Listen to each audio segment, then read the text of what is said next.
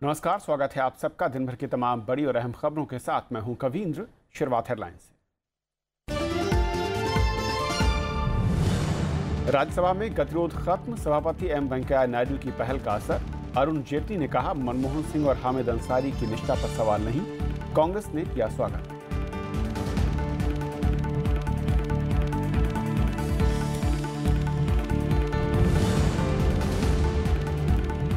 कुलभूषण जाधव के परिवार के साथ पाकिस्तान ने किया मानवीय व्यवहार, उपराष्ट्रपति का बयान। संसद में विदेश मंत्री सुषमा स्वराज गुरुवार को देंगी बयान।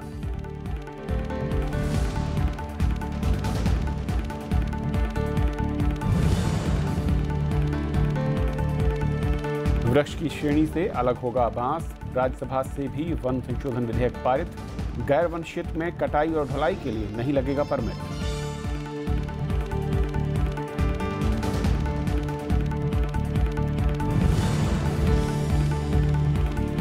जयराम ठाकुर बने हिमाचल प्रदेश के मुख्यमंत्री। राज्यपाल ने 11 अन्य मंत्रियों को दिलाई शपथ। सरकारी खजाने को बढ़ाना और रोजगार देना बड़ी चुनौती।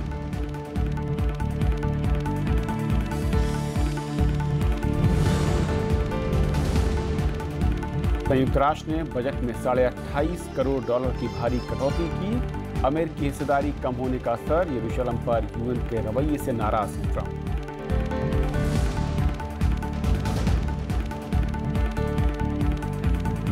और आइए देखते हैं पहली खबर।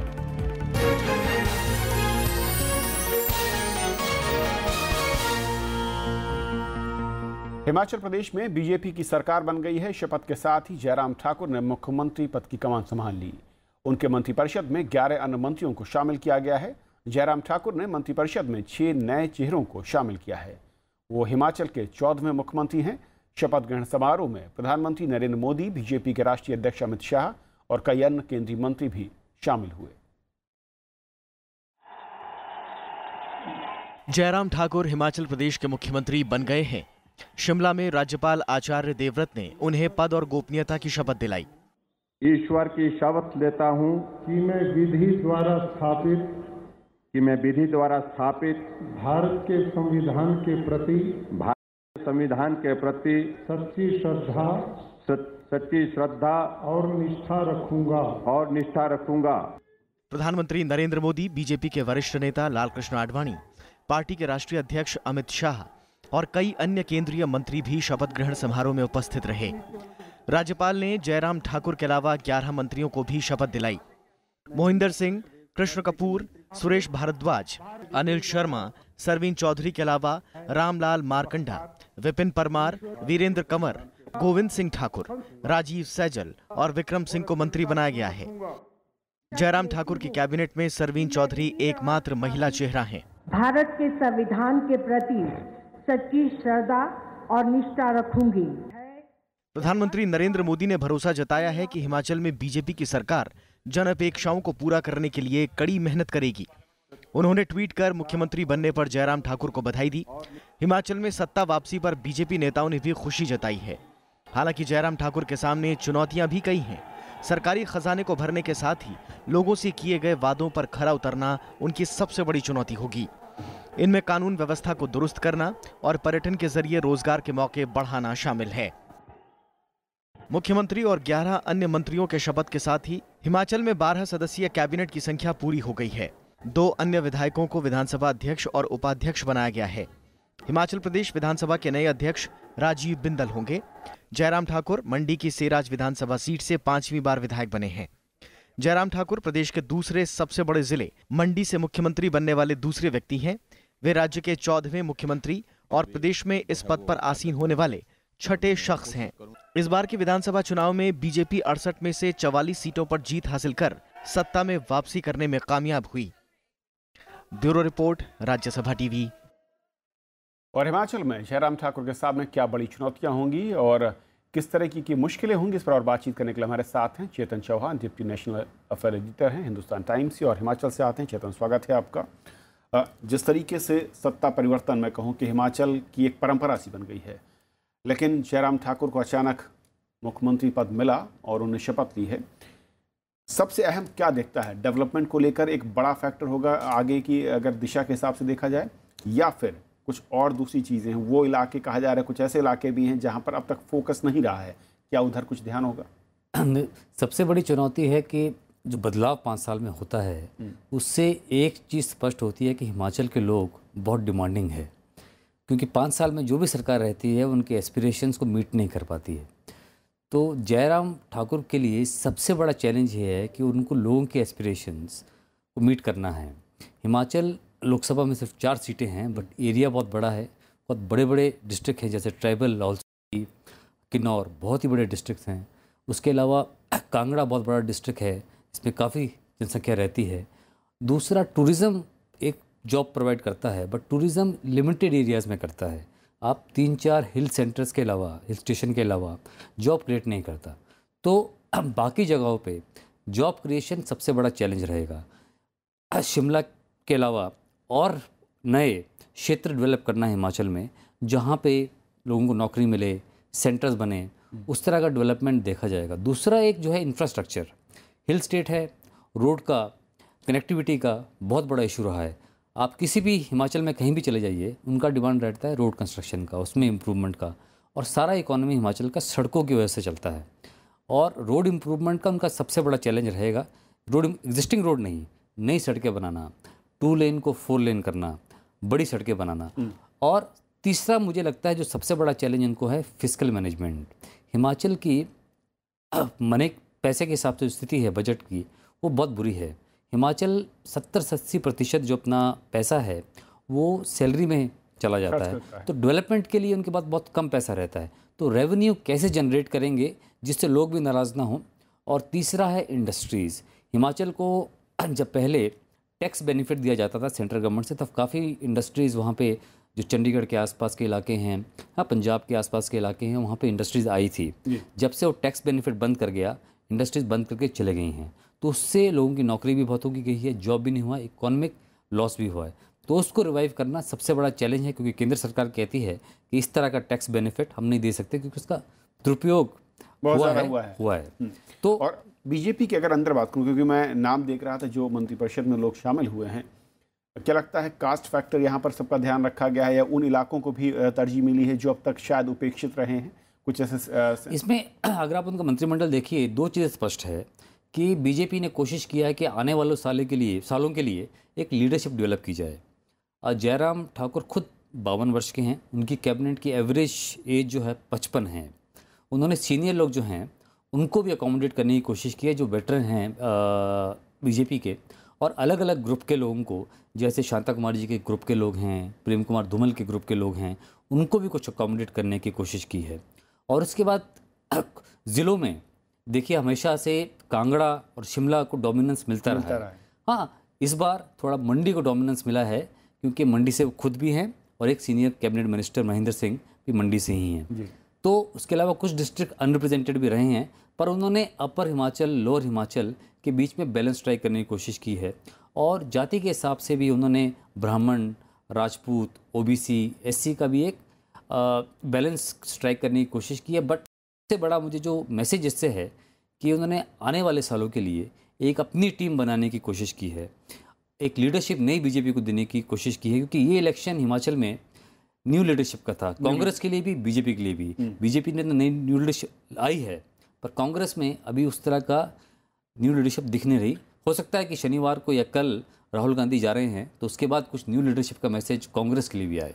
और हिमाचल में, क्योंकि अगर मैं बीजेपी के वरिष्ठ नेताओं की बात करूं, कई सारे बड़े दिग्गज नेता हिमाचल से आते हैं, और उनके साथ मैं कहूं कि ट्यून करना या उनको मैनेज करना, उनके धड़ों को मैनेज करना जयराम ठाकुर के लिए कितना आसान है, कितना मुश्किल है, क्योंकि उनकी संगठनिक क्षमता को अगर देखें तो देखिए, अब बीजेपी वो वाली पार्टी नहीं रही जहाँ पे फैक्शनलिज्म, इनफाइटिंग उस तरह से होती है।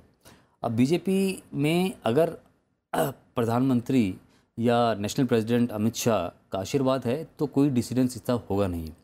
दूसरा, जो लोग डिस्टेंस कर सकते थे, उनके लिए प्रॉब्लम कर सकते थे, वो कैबिनेट में नहीं हैं, वो कैबिनेट से बाहर हैं। उसकी वजह से कुछ लोगों में रोष भी है। हाँ, धूमल कैंप में मुझे कहा जाता है कि रोष है कि सिर्फ उनके एक आदमी को मंत्री बनाया गया और लोगों को अकोमोडेट नहीं किया गया। मेरा ये मानना है कि बीजेपी समझती होगी कि प्रेम कुमार धूमल या उनका कैंप किसी तरह से प्रॉब्लम कर सकता है ठाकुर के लिए, तो उन्हें हिमाचल से बाहर करके कहीं पर एडजस्ट किया जा सकता है आने वाले दिनों में। जी, बहुत शुक्रिया आपका इस चर्चा में शामिल होने के लिए। Thank you. और ये थी पहले की बहुत छोटा सा ब्रेक, और ब्रेक के उस पार कुछ और बड़ी खबरें।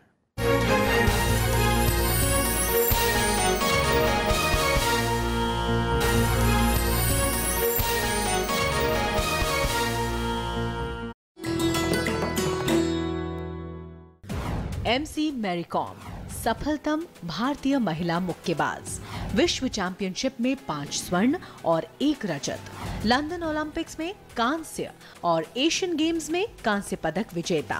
5 फीट 2 इंच लंबी मैरी को किया जाता है दुनिया की सफलतम महिला मुक्केबाजों में शुमार।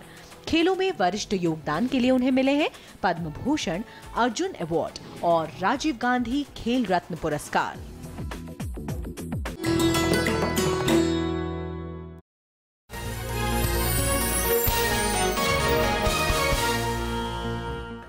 सभापति एम वेंकैया नायडू की पहल के बाद राज्यसभा में सत्ता पक्ष और विपक्ष के बीच गतिरोध खत्म हो गया।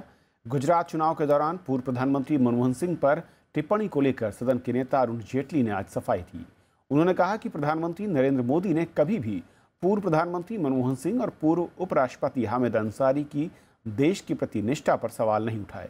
नेता विपक्ष गुलाम नबी आज़ाद ने भी कहा कि चुनाव के दौरान अगर किसी ने ऐसा बयान दिया है जिससे प्रधानमंत्री की गरिमा कम होती हो तो बयान से खुद को अलग करती है। राज्यसभा में सत्ता पक्ष और कांग्रेस के बीच पूर्व प्रधानमंत्री मनमोहन सिंह पर टिप्पणी को लेकर 1 हफ्ते से जारी गतिरोध खत्म हो गया। सत्ता पक्ष और कांग्रेस ने लंच के बाद सदन में गुजरात चुनाव के दौरान दिए गए भाषणों पर सफाई दी। सदन के नेता अरुण जेटली ने कहा कि प्रधानमंत्री नरेंद्र मोदी ने कभी भी पूर्व प्रधानमंत्री मनमोहन सिंह और पूर्व उपराष्ट्रपति मोहम्मद हामिद अंसारी की देश के प्रति निष्ठा पर सवाल नहीं उठाए। Statements have been made on all sides during the elections. We do not want this stalemate as a result of this to continue. Let me categorically state that the Honorable Prime Minister in his statements or speeches did not question, nor did he mean to question, the commitment to this nation of either Dr. Manmohan Singh, the former Prime Minister, or Shri Hamid Ansari, the former Vice President. Any such perception is completely erroneous. We hold these leaders in high esteem, as also their commitment to this nation. इसके बाद नेता विपक्ष गुलाम नबी आज़ाद ने कहा कि चुनाव प्रचार के दौरान प्रधानमंत्री के खिलाफ की गई किसी टिप्पणी और बयान से कांग्रेस खुद को अलग करती है। उन्होंने कहा कि भविष्य में भी प्रधानमंत्री के खिलाफ अपमानजनक टिप्पणी के लिए कोई गुंजाइश नहीं है। अपनी पार्टी की तरफ से विश्वास दिलाना चाहता हूं कि हम भी नहीं चाहते कि किसी भी नेता का और विपक्ष की तरफ से माननीय प्रधानमंत्री के व्यक्तित्व के खिलाफ कोई ऐसी बात कही जाए, और अगर इलेक्शन के दौरान हमारी पार्टी के किसी सदस्य ने कोई ऐसा बयान दिया जो प्रधानमंत्री की गरिमा के खिलाफ हो, तो हमारी पार्टी अपने आप को उस बयान के साथ डिसएसोसिएट करती है, उससे संबंध नहीं करती है और नहीं करने की आगे कोई गुंजाइश है, और नहीं हम चाहेंगे कि प्रधानमंत्री की गरिमा के खिलाफ कोई शब्द कहा जाए।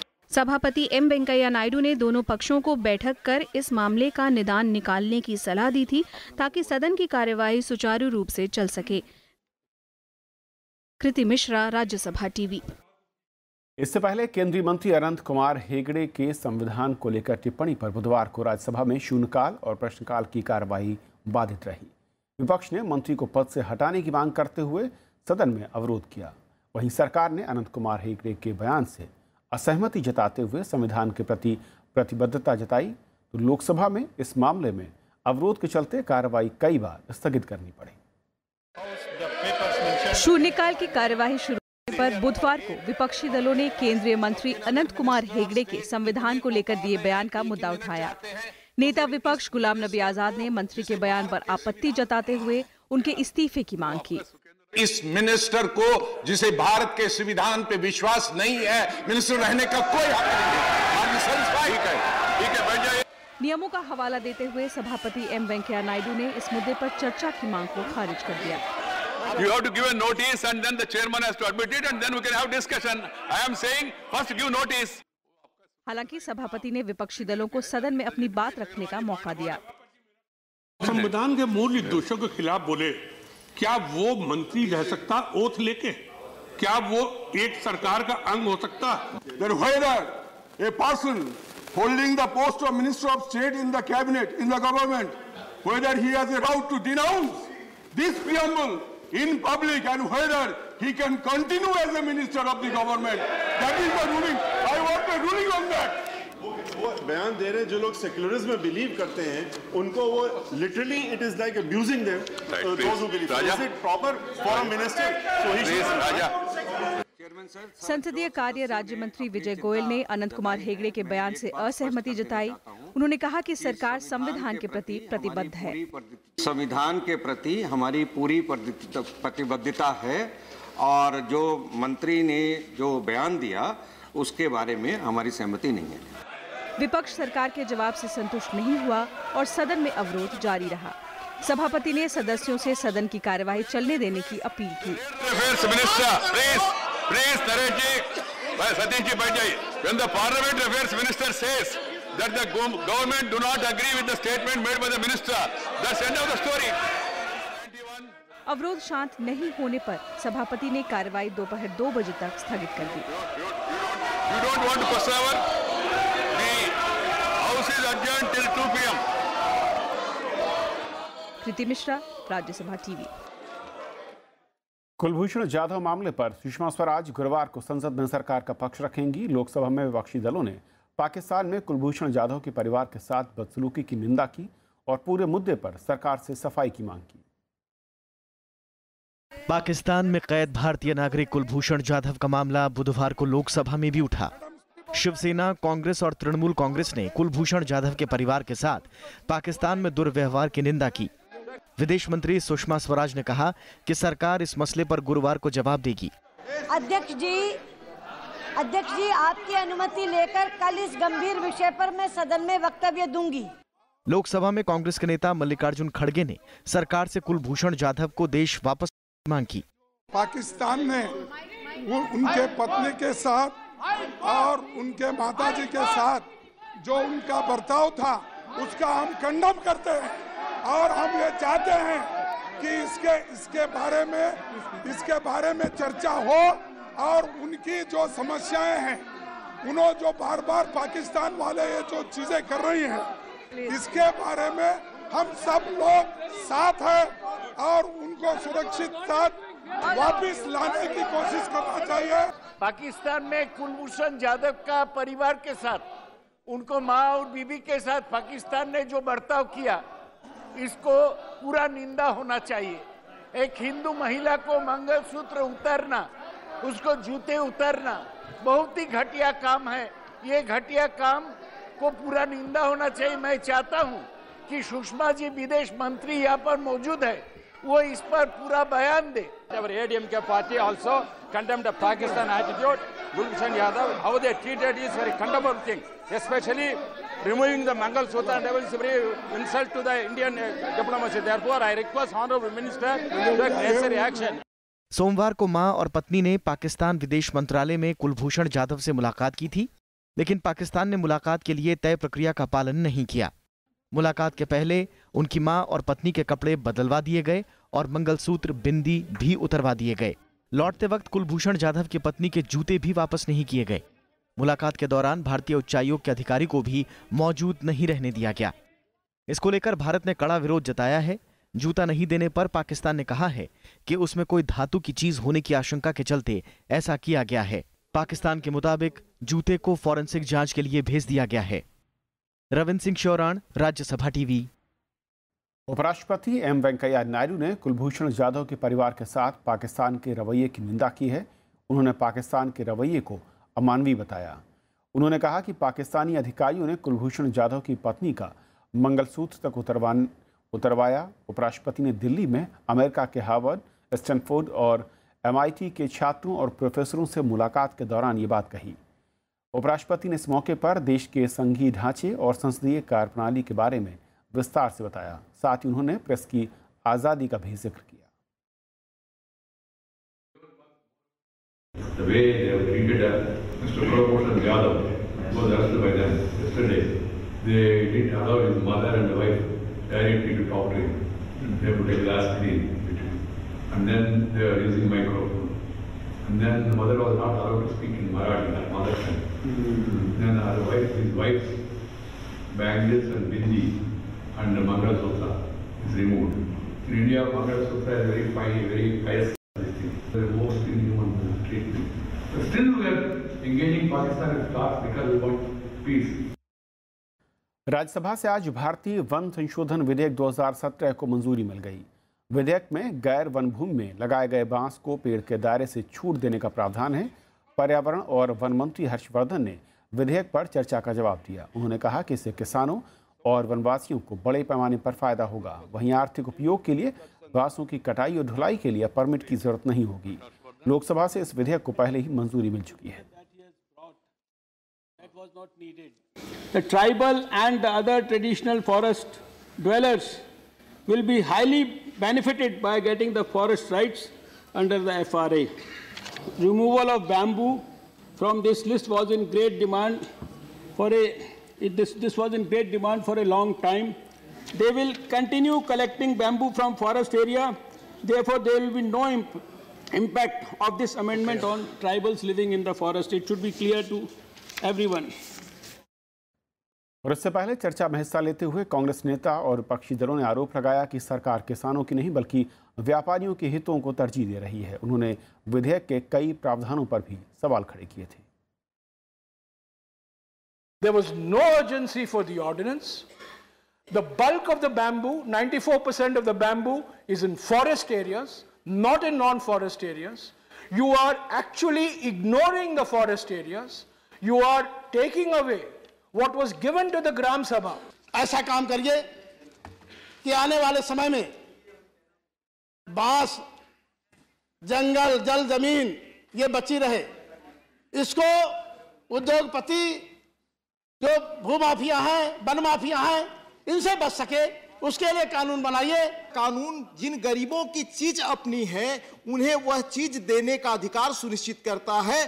जो बंधक थे इस कानून से गरीब वो मुक्त होते हैं। अपनी चीज वो बिना किसी कानूनी बंधन के इस्तेमाल करेंगे, यह अवसर यह कानून देता है। इसकी क्या गारंटी इस माध्यम से भी कि बंबू के किसान जो पूर्वोत्तर राज्य हो, चाहे छत्तीसगढ़, मध्य प्रदेश हो, चाहे उत्तर भारत के क्षेत्र के रहने वाले जो आदिवासी किसान हो, दलित किसान हो, पिछड़े वर्ग के किसान हो, उनको पूंजीपतियों या उद्योगपतियों से छुटकारा मिलेगा। And you are trying to help the private industries, and you have brought ordinance in order to do this. That is why I strongly oppose this bill, and this bill is not in the interests of tribal people. This bill is not in the interests of the forest dwellers. Jammu Kashmir के राजौरी जिले में नियंत्रण रेखा के पास पाकिस्तानी सेना ने बुधवार को फिर से संघर्ष विराम का उल्लंघन। पाकिस्तान की ओर से सुबह 8:15 बजे नौशेरा सेक्टर में भारतीय चौकियों को निशाना बनाया गया। भारतीय सैनिकों ने पाकिस्तानी फायरिंग का मुंह तोड़ जवाब दिया। दोनों ओर से करीब 4 घंटे तक गोलीबारी हुई। इससे पहले रावलकोट सेक्टर में 25 दिसंबर को भारतीय सेना ने पाकिस्तान की गोलीबारी का जवाब दिया था। भारतीय सैनिकों ने 3 पाकिस्तानी सैनिकों को ढेर किया था। इससे पहले 23 दिसंबर को पाकिस्तान ने केरी सेक्टर में गोलीबारी की थी, जिसमें मेजर समेत 4 भारतीय जवान शहीद हुए थे। इस साल जम्मू कश्मीर सीमा पर पाकिस्तान की ओर से 880 से ज़्यादा बार सीज फायर का उल्लंघन हुआ है। संयुक्त राष्ट्र ने अगले साल के लिए अपने बजट में भारी कटौती की है। महासभा ने 2018-19 के लिए $5.397 अरब के वार्षिक बजट को पारित किया। यह राशि 2016-17 के लिए मानव बजट से करीब 5% यानी कि $28.6 करोड़ कम है। इसकी मुख्य वजह अमेरिका की ओर से संयुक्त राष्ट्र के बजट में बड़ी कटौती का फैसला है। यरूशलेम के मसले पर संयुक्त राष्ट्र के रुख से अमेरिकी नाराज़ हैं और उसके मद्देनज़र अमेरिका ने संयुक्त राष्ट्र के अगले साल के बजट में कटौती का फैसला किया है। ये कटौती यूएन के प्रबंधन और सहायता के कामों में भी होगी। हालांकि ये साफ नहीं किया गया कि अमेरिका कुल कितना पैसा काटेगा। यूएन की कार्यक्षमता पर सवाल खड़े करते हुए संयुक्त राष्ट्र में अमेरिका की राजदूत निकी हेली ने कहा कि संगठन की अकुशलता और ज़्यादा खर्चे से सब वाकिफ़ हैं और वो यूएन को अमेरिकियों की उदारता का फ़ायदा नहीं उठाने देंगी। UN चार्टर के मुताबिक यूएस संस्था की वार्षिक बजट का 22% हिस्सा देता है। ट्रंप ने उन देशों की वित्तीय मदद में भी कटौती की चेतावनी दी थी जिन्होंने यरूशलेम को इजरायल की राजधानी के तौर पर मान्यता देने के फैसले के खिलाफ संयुक्त राष्ट्र में प्रस्ताव को समर्थन किया था। तो इस बुलेटिन में फिलहाल इतना ही। नमस्कार।